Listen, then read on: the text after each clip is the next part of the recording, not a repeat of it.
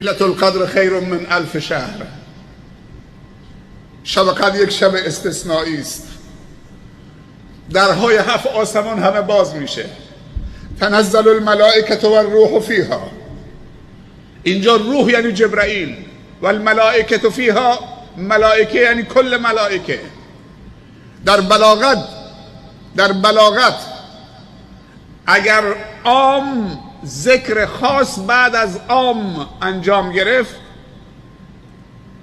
با وجودی که اون خاص از جمله عام بود، این دلالت بر شرف خاص میده. پس جبرائیل جزو ملائکه است، ولی اینجا جبرائیل رو جداگانه مطرح کرده. این دلالت بر شرف جبرائیله. درهای 7 آسمان باز میشه. در اون شب این موجودات نورانی زمین و اهل زمین رو نورباران میکنن. تو مساجد، تو کوچه ها، تو طرقات، تو راه ها، تو مجالس، هر جا مجلس ذکری باشه مثل مور و ملخ میریزن اونجا. خوشنودن و راضی هستن به کاری که اونها دارن انجام میدن.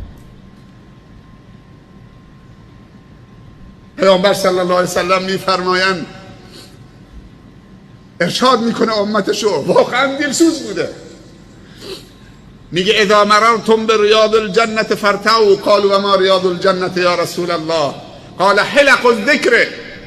میگه اگر به گذرتون در دنیا به باغی، بستانی از بستانها و باغهای بهشت افتاد، خوب بچرید، خودتون رو سیر کنید. گفتن یا رسول الله، باغ و بستان بهشتی در دنیا کجاست؟ گفت حلق الذکر، حلقه هایی که در اون ذکر و عظمت و بزرگی و یاد خدا میشه. اونجا باغ های بهشت در روی زمین، خودتون رو سیر بکنید، خوب بچرید.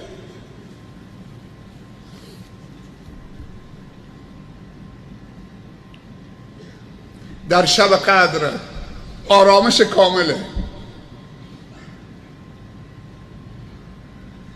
این که بعضی از عزیزان میگن ما دیدیم که کل ستاره ها سجده کردن، درخت ها سجده کردن، دریا اینطور شد اونطور شد، اینا چیزی درش وارد نشده.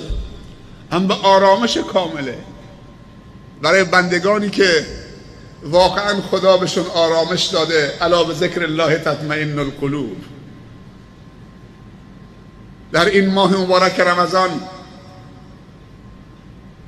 بندگی خدا کردن، خدا هم بر اونها منت گذاشته، شب قدر رو نصیبشون کرده.